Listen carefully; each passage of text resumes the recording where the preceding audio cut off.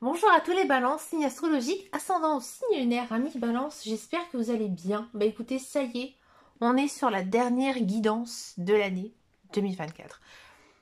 Une année chargée, que ce soit dans notre vie personnelle, même au niveau même mondial, il s'est passé énormément de choses, il s'est passé des belles choses, et aussi certaines qui sont un petit peu plus délicates. Alors ici, on va faire une guidance un petit peu spécifique. Vous allez voir que je vais poser différentes questions, que ce soit par rapport à ce que vous avez vécu cette année. Et puis, on va essayer d'aller voir ce que vous devez encore travailler avant cette fin d'année. Et ensuite, on va bien sûr parler du mois de décembre. Et pour finir, on va se projeter justement, et ben justement dans cette année 2025 qui arrive à grands pas. Alors, d'abord, la toute première question ici, ce sera donc le bilan de l'année, mais vraiment d'un point de vue, j'ai envie de dire, global. Alors, je vais prendre celle-ci. Alors, on a ici du 7 de denier. Alors, le 7 de denier, il indique une période d'évaluation et aussi de patience. Donc, je pense que tu as vraiment investi du temps et aussi des efforts dans divers aspects de ta vie, que ce soit personnel, professionnel ou même autre.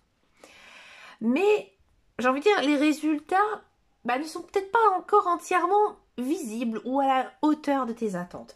Donc là, c'est une carte qui te demande de prendre du recul et aussi de revoir les actions passées pour mieux comprendre ce qui a fonctionné et aussi ce qui nécessite des ajustements. Donc ici, le conseil, c'est prends le temps d'évaluer objectivement tes réussites et tes échecs de l'année. Quelles sont les actions qui sont à apporter des résultats et lesquels ils ont stagné. Ne te précipite pas non plus pour récolter les fruits de ton travail. Certaines graines que tu as plantées au cours de l'année demandent encore du temps pour germer. Donc ne laisse pas la frustration t'envahir. Donc si certains aspects de ta vie semblent ne pas progresser comme prévu, ajuste justement ton approche. Et c'est aussi une nouvelle stratégie, mais surtout, n'abandonne pas. Donc, très belle carte ici pour vous, amis Balance. La deuxième question, on va aller voir ce qui reste à travailler, mais dans le sein de ta carrière. Alors, ici, on a la reine de bâton. Alors, la reine de bâton, elle symbolise ici la confiance en soi. Aussi la créativité, la capacité aussi de leadership. Donc, dans le cadre de ton travail, cette carte t'invite à prendre les rênes de ton parcours professionnel et à explorer ta créativité de manière plus affirmée. Alors, il se peut que tu t'aies sous-estimé tes capacités ou que tu n'aies pas encore pleinement exprimé ton potentiel. Donc ici, crois en toi et aussi en ta capacité à diriger des projets ou des équipes. La reine de bâton te rappelle que tu as les compétences pour inspirer et aussi guider les autres. Donc là, ne sois pas timide quant à tes idées novatrices, mets en avant ta vision personnelle dans tes projets professionnels. Donc l'innovation pourrait être la clé de ton succès. Prends aussi des initiatives. Si tu te trouves dans une position où tu attends des opportunités, il est temps d'être proactive. Crée toi-même ces opportunités en mettant en avant des projets ou des initiatives ambitieuses. Bon. On va passer maintenant donc à la question suivante. Alors, ce qu'il te reste à travailler, mais dans tes relations, que ce soit sentimentales ou amicales. Alors, on a ici du 3 de coupe. Alors, le 3 de coupe, c'est une belle carte. C'est une carte de célébration, de communauté, de partage aussi. Donc, cela signifie que dans le domaine relationnel, tu dois te concentrer sur l'harmonie, la joie de vivre et les moments aussi de partage avec tes proches. Les relations amicales, familiales ou amoureuses pourraient être renforcées par plus de célébrations ou de réunions. Donc ici, entoure-toi des personnes positives et bienveillantes. C'est le moment d'organiser des rencontres sociales, des moments de célébration qui renforcent les liens.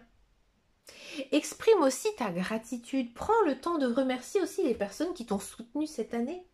Alors cela peut renforcer les liens que tu as déjà. Sois aussi ouvert et ouverte à rencontrer des nouvelles personnes et à tisser des nouveaux liens. Alors il se pourrait que des relations inattendues se transforment justement en des amitiés profondes ou alors peut-être des collaborations précieuses. Alors ensuite, quatrième question, ce qu'il reste à travailler ici, mais dans ton développement personnel, pour toi, pour ton évolution. On a ici la carte de l'empereur. Alors l'empereur, ça incarne la discipline, l'autorité, la structure.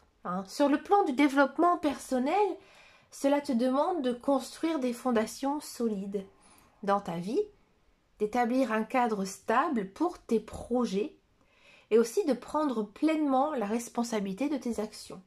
Donc là, ici, mets de l'ordre dans ta vie. Mets de l'ordre dans ta vie, qu'il s'agisse de finances, de temps ou de priorités personnelles. Construire une base solide t'aidera à mieux avancer en 2025. Ouais. Si certaines aussi habitudes manquent de constance, c'est le moment ici d'instaurer plus de rigueur dans ton quotidien. Développe une routine qui te permet justement de rester aligné avec tes objectifs.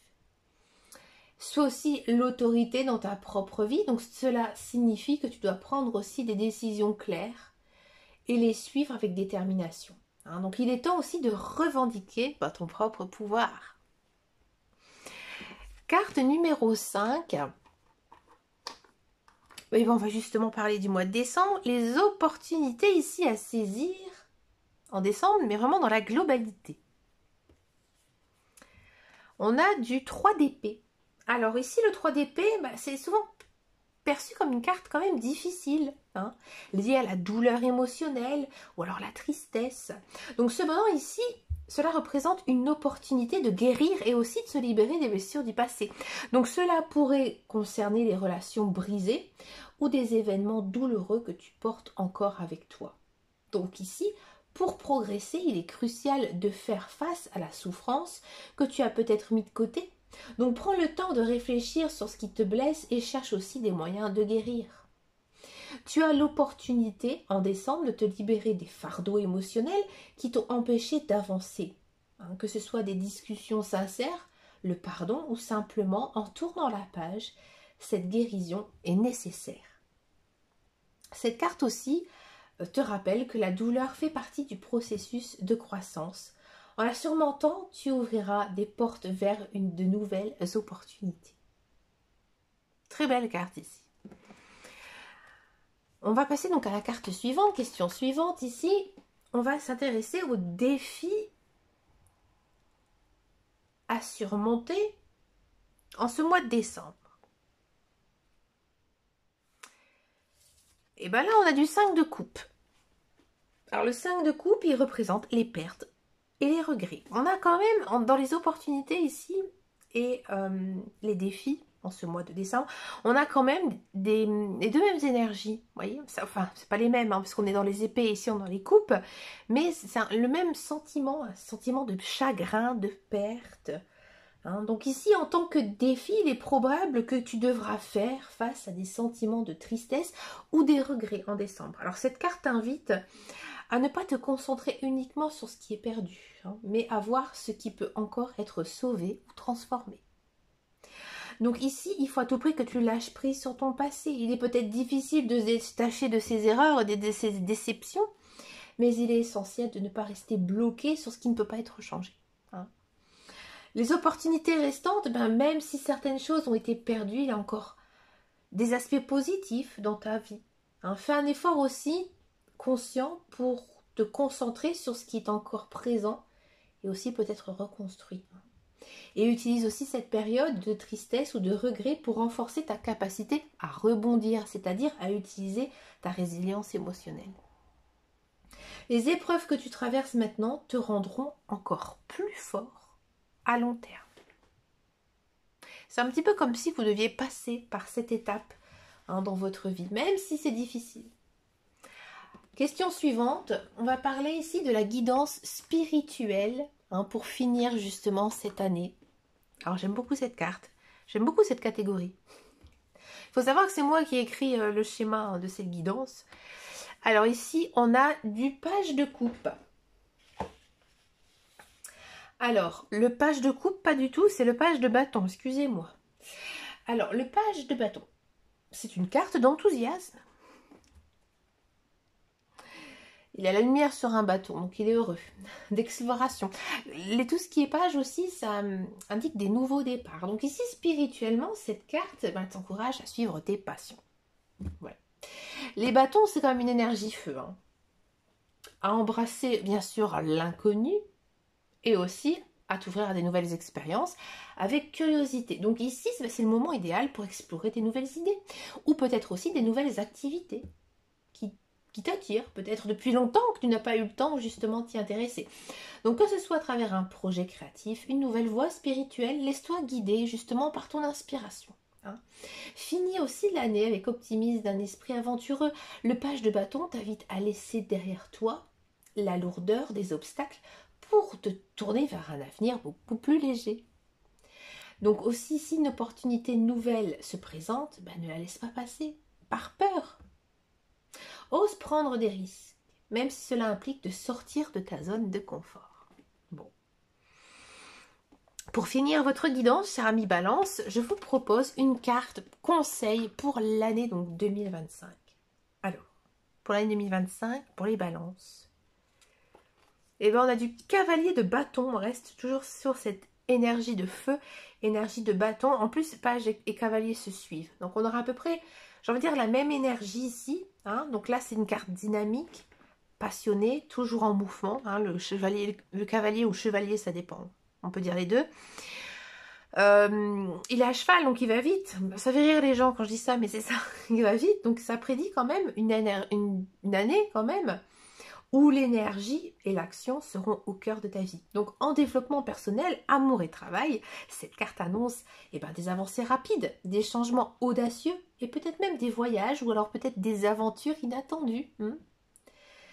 Donc là, reste flexible et ouvert au changement. Donc 2025 pourrait te pousser à sortir de ta routine pour explorer justement de nouveaux horizons. Prépare-toi aussi à vivre des relations passionnées et aussi pleines de vitalité. Donc si tu es en couple, cela peut signifier un regain d'énergie ou une nouvelle aventure ensemble, un nouveau projet de vie. Et si tu es célibataire, ça annonce vraiment des très belles rencontres. Hein. Niveau professionnel ici, professionnellement, cette carte t'incite à prendre des risques calculés. Donc ne crains pas d'aller de l'avant avec des projets ambitieux. La clé du succès sera l'action rapide et déterminée. Écoutez, chers amis Balance, j'ai adoré donc faire votre dernière guidance de l'année. Donc bien sûr, elle sortira ici à la fin du mois de novembre. Donc rassurez-vous, je vous prépare de très très belles choses pour le mois de décembre. Je vous remercie pour votre fidélité, chers amis Balance, même si je sais que j'ai de moins en moins d'abonnés sur ma chaîne YouTube. Je pense que YouTube est en train un petit peu de s'essouffler. Écoutez, je garde toujours cette même envie, cette même passion.